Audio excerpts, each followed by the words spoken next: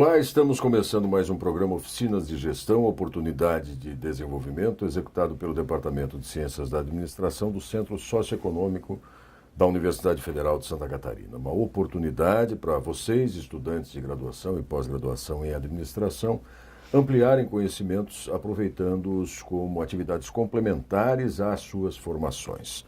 O tema sobre o qual nós vamos conversar hoje é o planejamento e a elaboração de planos culturais no Brasil.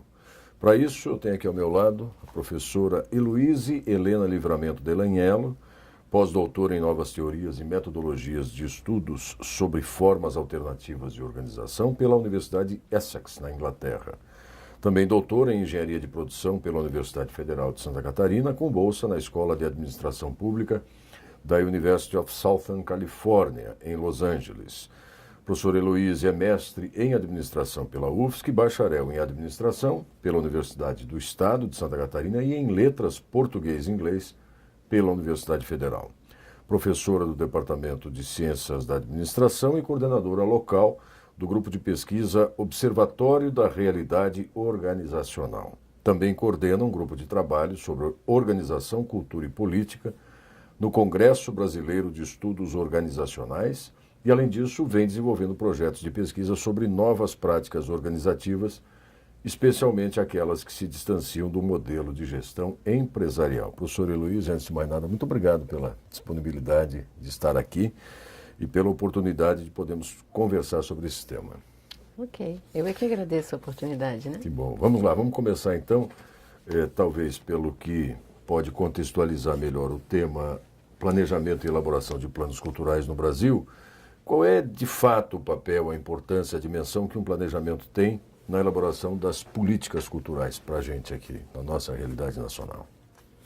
Bom, a ideia do planejamento na área da cultura, ela vem se desenvolvendo de uma maneira muito forte, muito intensiva nos últimos anos, principalmente a partir de 2003, no governo federal.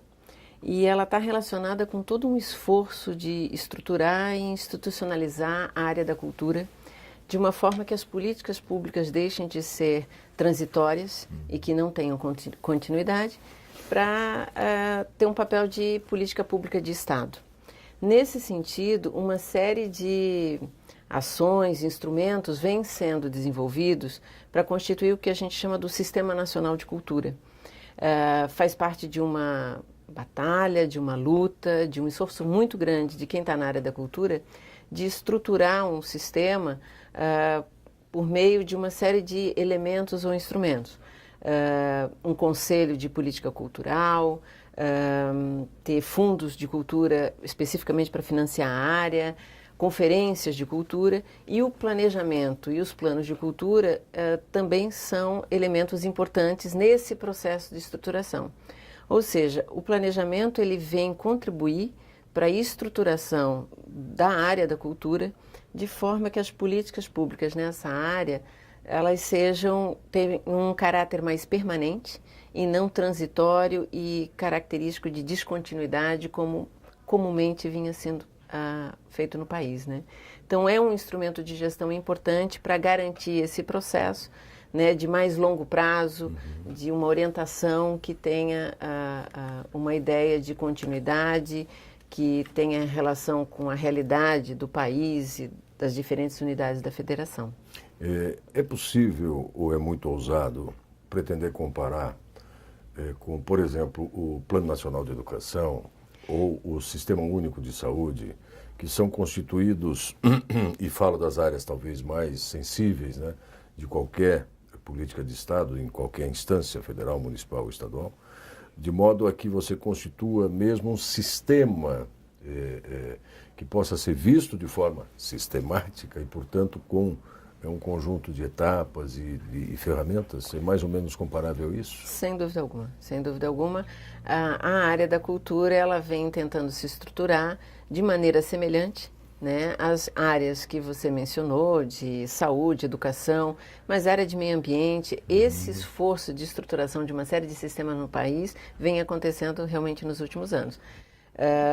a área de educação e saúde, ela já tem muito mais tempo nesse processo, com esses elementos, né, com o Conselho Nacional de Educação, e aí a cultura também vem tentando se estruturar nesse sentido, e a exemplo do que tem plano de educação, também se discute plano de cultura. Especificamente, em termos nacionais, já existe um Plano Nacional de Cultura, ele é aprovado em 2010, 2011 que se elaboram metas desse plano, ou seja, é um processo ainda recente, certo? São poucos anos quando comparado com os demais, outras áreas mais maduras.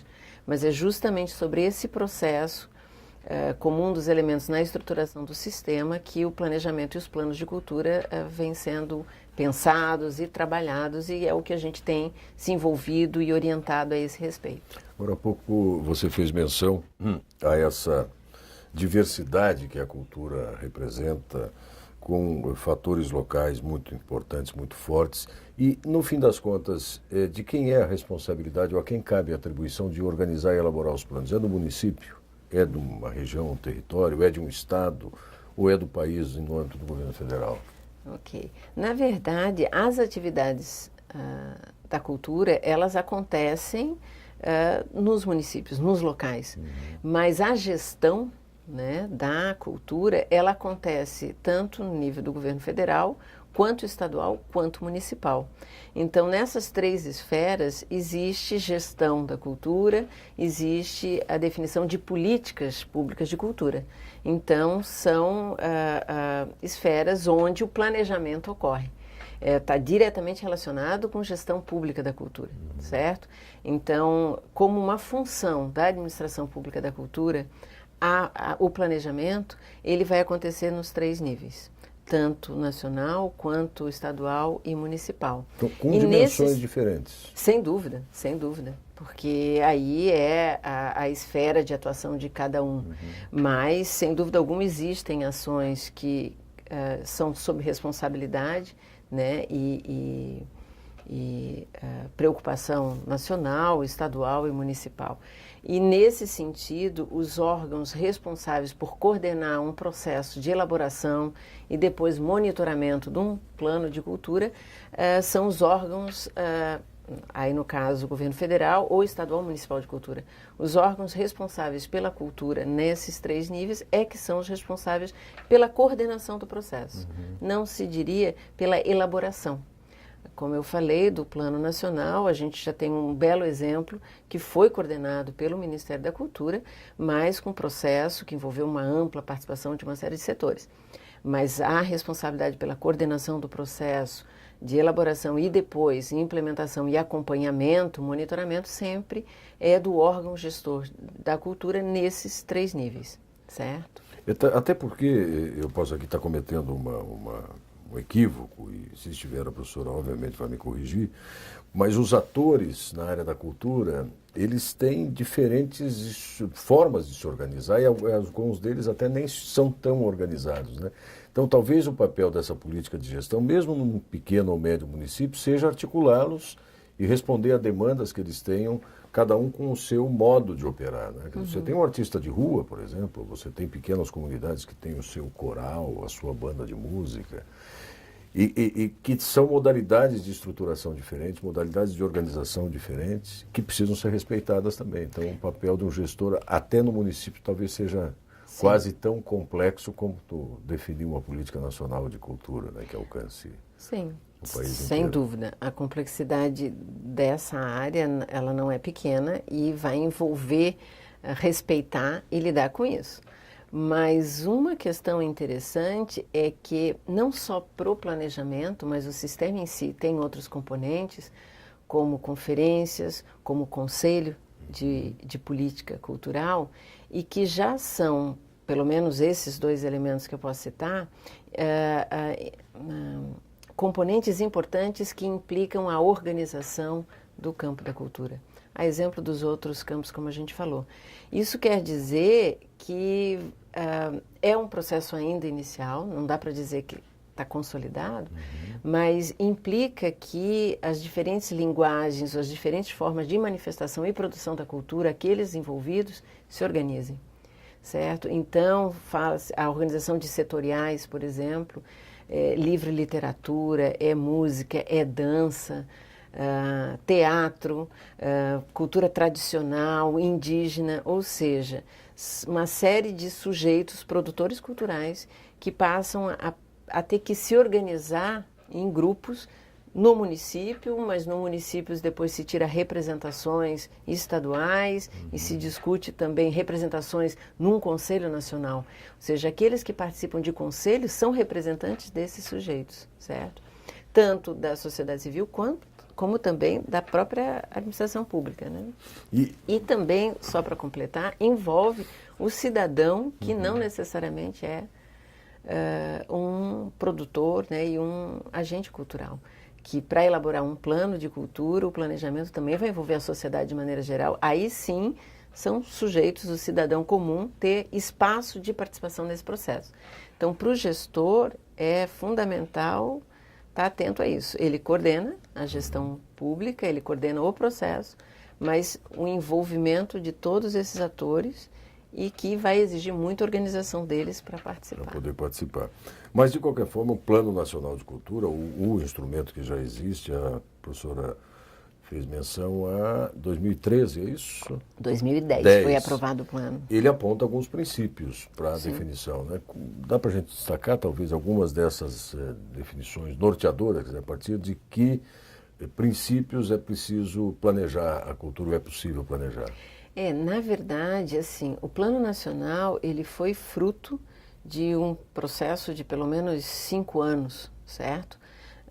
De 2005, por meio de fóruns, seminários e conferências, 2 grandes conferências nacionais, onde se tirou estratégias e ações. 200 e poucas ações foram resultantes e fazem parte do Plano Nacional. Então, é uma diversidade muito grande. Entendendo a cultura, na época houve uma ampla discussão com a sociedade civil e coordenado pelo Ministério, considerando a cultura de uma dimensão cidadã, de uma dimensão econômica e de uma dimensão simbólica, 3 dimensões que compõem, e aí uma série de preocupações, né, de universalização da cultura, de respeito à diversidade cultural no país, que posso dizer que são alguns dos princípios que vão nortear essas 200 e poucas ações e depois 50 e poucas metas que tem no Plano Nacional. Como elas foram fruto de uma discussão de base, elas, na verdade, refletem aquilo que se caracteriza como uma demanda que existia e existe muitas delas na cultura do país, né? Então, esses princípios, essas estratégias e ações que foram definidas com essas preocupações de garantir o acesso à população, de respeitar a diversidade e produção cultural, de se preocupar com formação e profissionalização nessa área, são alguns deles. Muitas vezes eles vão estar sendo refletidos nos planos e nos planejamentos nos estados e nos municípios, porque são demandas que vieram, né, dessas discussões nessas esferas. Foram sendo acumuladas aí ao longo desse período. Então, a elaboração dos planos nos municípios e nos estados, elas tendem a buscar respeitar, de certa forma, o que tem no nacional. Mas o que se coloca é que não é nenhuma amarra, porque existem especificidades locais que também devem ser incorporadas, né, naquilo que vai sair do planejamento. Agora, a gente normalmente se dirige aqui, o nosso público nesse programa Oficinas de Gestão é majoritariamente formado por estudantes de graduação ou até de alguns programas de pós-graduação na área de administração, e boa parte deles já atuam de alguma forma como gestores, seja nos municípios, seja em estruturas de Estado. E a gente sempre gosta de tentar conectar os temas sobre os quais nós conversamos com a área de formação e futura área de atuação deles. E aí, pensando nesse aspecto dos planos, né, do planejamento e dos planos de cultura, é possível a gente tentar estabelecer assim um tutorial de por onde eu começo a elaboração de um plano de cultura?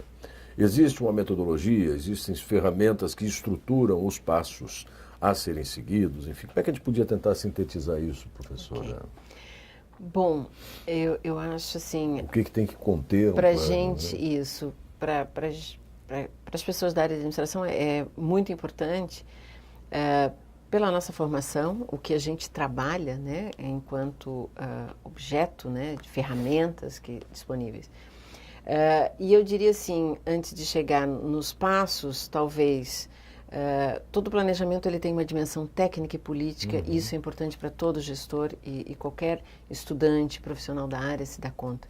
Na história do planejamento se enfatizou inicialmente muito uma visão técnica, como se fosse a construção de um futuro e como se chega nele. Mas sabe-se, os estudos e os trabalhos demonstraram claramente que a dimensão política é importante. Envolve tomada de decisão, envolve escolhas. Então, eu diria que, para um gestor e alguém que vai participar disso, entender entender o planejamento que tem essas duas dimensões. Então, ele vai dar um produto e tem que se preocupar com o processo. Duas dimensões importantes do planejamento. Uma outra questão que também se enfatiza é a preocupação com participação e territorialidade. Elaborar planos implica em respeitar diferenças nos territórios, no município ou no estado, e a participação, né, daqueles que produzem cultura ou a área que a gente está falando, e daqueles que serão afetados, que seria a população de maneira geral, né? Então, esses são também princípios importantes para se pensar depois um processo mais sistematizado. São princípios que percorreriam todo um trabalho. Depois, eu diria assim, o que a gente tem orientado, né, em relação... Tem uma série de metodologias possíveis, mas o que seria um resumo, uma síntese razoável de pensar, a gente tem trabalhado em pensar pelo menos 4 fases importantes. Uma etapa de sensibilização e mobilização, que seria o começo do processo. Uma etapa de diagnóstico, de análise da situação. Uma etapa de prognóstico, que seria como se chega lá, e a definição, a 4ª etapa, monitoramento.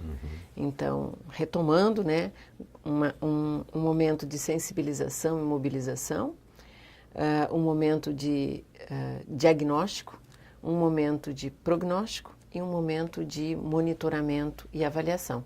4 etapas, né? Essa primeira etapa, de maneira resumida, seria divulgar o processo, chamar a população, os atores da área da cultura que estão envolvidos, divulgar por meio de jornal, rádio, listas e cadastros que se têm disponíveis das pessoas, as organizações que estão envolvidas nesse campo. É o momento de sensibilizar as pessoas para participar, comunicar, explicar, e também constituir as instâncias de governança, que seria grupos de trabalho, grupos que vão deliberar. Quando se tem um conselho de política cultural, esse é uma instância importante que participa também todo o processo. Não tendo, é importante constituir um grupo, um fórum de planejamento com representação da administração pública e da sociedade civil. Então, quem são aqueles que possam representar a administração pública da cultura e aqueles que possam representar os vários grupos e atores da sociedade civil que produzem cultura. Então, isso seria o que a gente chama desse primeiro momento de sensibilização, mobilização. Divulgar, comunicar e constituir, né?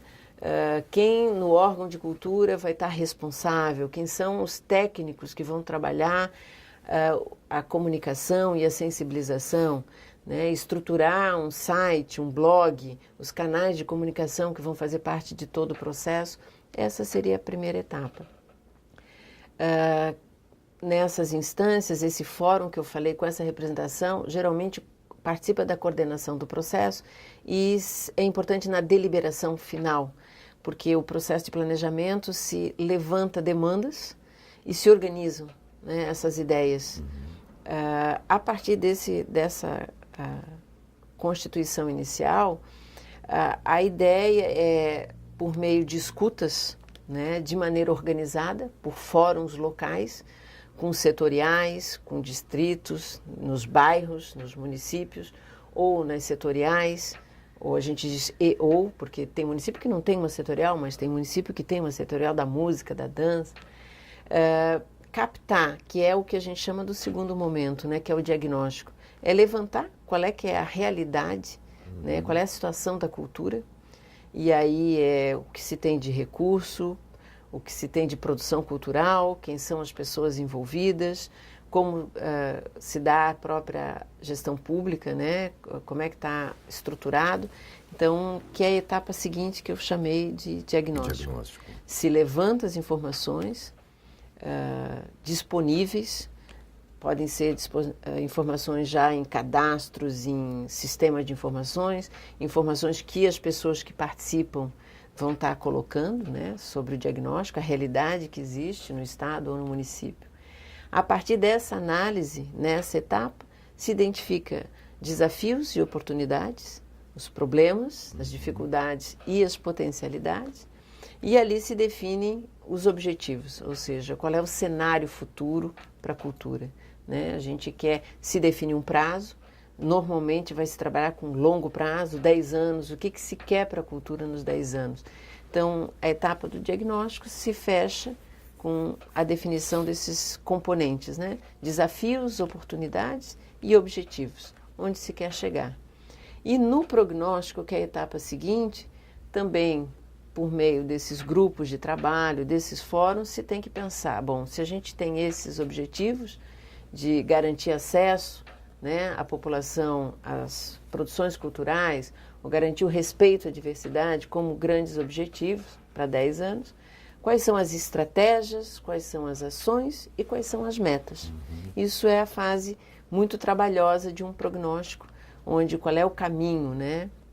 Se a gente vai ter que construir equipamentos culturais, se a gente tem que investir em formação de pessoas para qualificar, né? Ou se a gente tem que reformar o que a gente já tem de espaços, se tem que criar cursos para qualificar. Isso são as definições que a gente chama no prognóstico, né? Quais são as estratégias, as ações, metas, quantificar, né? Se é 100%, se é 50%, isso exige muita informação gerencial e muita discussão de onde se quer chegar na etapa do prognóstico. É uma etapa trabalhosa onde se vai discutir recursos disponíveis e prazos. Então, tem um componente, eu diria, muito técnico aqui, né, no prognóstico, de caminhos, de metas, pontos de chegada mais quantificáveis. Se tem a preocupação em definir prazos e definir recursos disponíveis, né? Porque um planejamento... Ou necessários, né? Isso, ou necessários, porque a ideia é ser viável, né? E a etapa do monitoramento é a partir dessas 3 etapas que eu mencionei, né? Da sensibilização, depois do diagnóstico e prognóstico, se tem todo um processo de aprovação, certo? Dessas demandas, dessas expectativas, e a preocupação também que se define um sistema de monitoramento, né?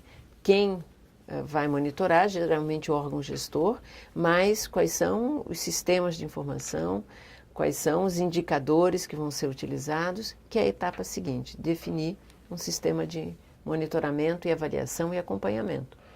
Com essas 3 etapas, o que se espera é um encaminhamento de um plano, o documento que foi elaborado, com essa preocupação técnica e política, porque envolvendo essas representações, aí um momento posterior, ou seja, a gente acabou o plano, né, elaborou, aí a preocupação em aprovação no legislativo. Por isso que disse que na elaboração é importante que a gente tenha representações do legislativo acompanhando, participando, para facilitar depois a aprovação, se é numa Câmara de Vereadores, se é na Assembleia Legislativa, que possa esse plano ter uma aprovação, né, para se transformar em lei. Ou seja, um plano de cultura nacional ou estadual ou municipal, ele passa por essas etapas, tem esses componentes, depois a formulação desse documento, respeitando as questões jurídicas, né, que passa por uma assessoria jurídica da esfera pública, aí um encaminhamento legislativo e garantir a aprovação. Porque uma vez transformado em lei, é mais fácil ele ter perenidade como instrumento de Estado. Então, por isso que é muito mais do que só uma questão técnica, né, de que seja bem elaborado e tenha as informações importantes, é que o plano também ele signifique algo que deva ser cumprido, né? E aí, mesmo que troque a gestão, o novo gestor tem um documento. A gente diria que facilite a gestão, porque ali vai dizer quais são os objetivos, quais são as metas, e que também implique para um controle social do que esperar da administração pública, né?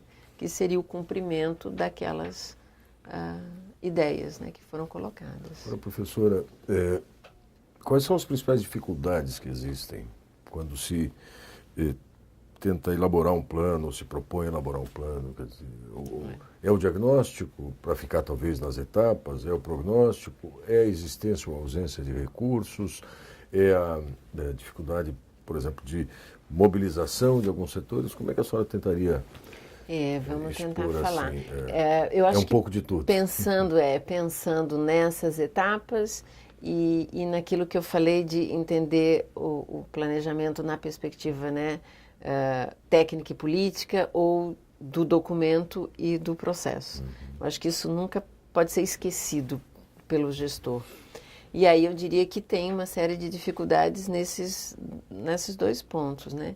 Do ponto de vista mais técnico, vamos dizer, né, a falta de informação para um diagnóstico, isso é muito importante e é uma área que ainda não tem isso claro, né? Sistemas de informações e indicadores que ajudem, e é difícil falar em planejamento sem informação. Isso é algo muito interessante, a gente vê a realidade, né? É quase do ponto de vista da gestão impossível. E a gente vê tentando algo a ser solucionado. Mas essa é uma dificuldade. Então é preciso que a área se organize nesse sentido, de ter informações atualizadas, disponíveis, né, com fácil acesso. A questão de qualificação técnica das pessoas envolvidas, algumas representações, mas principalmente da gestão pública, porque exige redação, exige análise de informações, né? Pensar em estimativas de metas, ou seja, envolve também uma perspectiva técnica que tem que ser suprida por parte daqueles que participam, não de todos, mas pelo menos de um grupo de trabalho, é muito importante. As pessoas, geralmente, em processos participativos, elas colocam na forma que pensam, né, aquilo que querem, mas isso precisa ser traduzido em linguagem que fique claro, né, para toda uma população. Não fica só no voluntarismo das pessoas. Isso. E ideias vagas, né, que não pode ser. Falta de recursos também. Planejamento implica em recursos, né? Pessoas disponíveis, então os órgãos nem sempre dispõem disso, e se não tiver é complicado.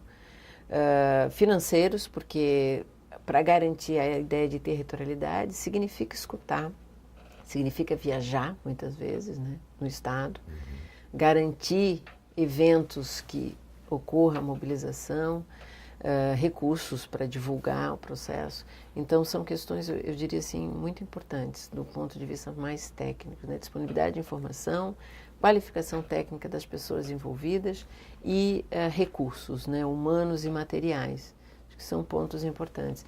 Do ponto de vista político, aí o que você falou, a mobilização não é fácil, exige organização das pessoas do campo da cultura, que é algo ainda a ser bastante trabalhado.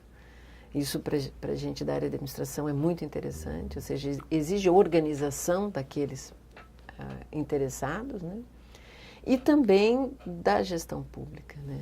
Uma característica importante é o comprometimento do gestor público com todo esse processo. E eu não saberia estimar, não sei se a professora Heloíse tem esses dados, dos 5.000 e tantos municípios, boa parte deles não tem necessariamente uma estrutura formal de cultura, normalmente está associada à educação, então sempre tem uma certa situação difusa, né? Não muito estruturada. É muito forte. Foi uma orientação do Plano Nacional e das discussões a ideia de estruturar a cultura do próprio sistema, de ter um órgão gestor responsável. exclusivo que vamos dizer, né? Porque não é a realidade do país. A grande maioria dos municípios o que tem é a cultura vinculada, né? À educação, ou outra área, como um departamento, vamos dizer assim. Nos estados, não, aí a gente tem várias secretarias estaduais de cultura, mas como é um processo, é um aprendizado que se está tendo nas mais variadas áreas, a cultura não é diferente. Então, que o gestor público nessas esferas, quem assuma, né, se é um secretário de município, ou um presidente de fundação cultural, ou um diretor de departamento, pelo menos ele comprometido, né, para tentar superar as dificuldades de falta de recurso, falta de informação, né. Então, com gestores comprometidos com a ideia de que planejamento é importante e precisa ser feito de forma participativa. Eu diria que isso é fundamental e é algo que se está tentando ainda conquistar, né, no país. Muito bem, nós estamos aqui conversando com a professora Heloísa Helena Livramento Delanhello sobre esse tema, planejamento e elaboração de planos culturais no Brasil. Professora, a gente sempre pede no final, estamos nos aproximando aqui quase do encerramento da nossa conversa, que os nossos convidados passem algum tipo de informação para os estudantes de graduação, de pós-graduação, que já atuam na gestão ou pretendem atuar na gestão, seja no Estado, na estrutura de Estado, ou mesmo nas organizações da sociedade, sobre o que eles podem esperar dessa área na sua atuação profissional, como eles podem aproveitar melhor os estudos, as pesquisas, as investigações, nesse caso, para a sua formação. E aí eu já queria pedir que a senhora fizesse talvez uma síntese, um balanço de qual é a situação hoje no Brasil com relação ao que temos de planos de cultura, o que precisamos fazer, inclusive que isso sirva como estímulo para esses jovens estudantes, essas jovens estudantes, se engajarem nessa causa, digamos. É quase uma causa, né, professora? Sem dúvida, sem dúvida. É bem interessante, eu acho que a questão. Eu tenho um envolvimento forte com a área, na medida que eu tenho me envolvido muito sobre formas de organização e gestão não empresariais, eu me envolvi bastante com a área da cultura nos últimos 10, 12 anos e fundamentalmente com o planejamento da cultura nos últimos 4 anos, né? Por meio de um projeto com o Ministério da Cultura. Tendo em vista a aprovação do Plano Nacional, houve uma preocupação do próprio Ministério em apoiar estados e municípios para a elaboração dos seus planos estaduais. E foi nesse projeto que eu me envolvi bastante. Então, a gente pôde acompanhar, aí eu particularmente acompanhei a elaboração de planos estaduais, foram 23 estados que a gente acompanhou nesses anos, em fases diferentes, primeiro um grupo de 17 estados, depois mais 5. No acompanhamento de toda essa metodologia, da constituição das instâncias de governança, até o encaminhamento para o legislativo.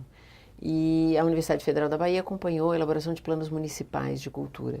Um outro desafio, porque o número, né, de municípios tiveram que, inclusive, trabalhar com o processo à distância, numa segunda etapa, com uma metodologia de trabalho e acompanhamento pelo ensino à distância, que foi bem importante. Então, eu diria assim, foi uma experiência fantástica nesses 23 estados que a gente acompanhou até março. Apenas 8 deles estavam com leis aprovadas. Foram processos que nós acompanhamos, cada estado só 1 ano, mas que levou 2, 3 anos para conseguir ter um documento, porque vai e volta, né? Está pronto, muda a gestão, faz voltar. Então, eu diria assim, para quem está na área de administração formado ou em formação, é um campo muito aberto, com muita oportunidade. Fala, assim, gestão da cultura com muita força. Existe um reconhecimento muito claro da área da cultura, da necessidade de apoio e informações, elementos da área de gestão, certo? E isso é bem interessante. Durante esse acompanhamento, vários alunos meus, doutorado, mestrado, graduação, que acompanharam o processo, desenvolveram as suas teses, as suas dissertações, acompanharam os estados fazendo, então, como apoiadores da consultoria, que foi sob responsabilidade de professores, Isso foi muito interessante de ver concretamente, né? Como se define objetivos e esses objetivos têm que ser desdobrados em estratégias e depois em metas. E a gente viu como que a área da cultura geralmente são profissionais, artistas ou pessoas envolvidas com cultura popular e que necessitam desse apoio. Com uma preocupação que aí é interessante colocar para quem está na nossa área, de o cuidado e o muito respeito com a peculiaridade que é cultura, né? Fazer música, teatro, cultura tradicional não é a mesma coisa que produzir mesa, cadeira. Pois é. Né? E isso também é um desafio muito interessante, eu acho que para aqueles que estudam administração, é poder levar, né, o nosso conhecimento, a visão mais técnica desses instrumentos, especificamente de planejar, respeitando essa peculiaridade da área da cultura, então é muito aprender, uma dimensão importante na sociedade. Eu acho que entender da área da cultura é entender de uma forma de expressão, né, humana, que também é importante, nem sempre tão valorizada e compreendida.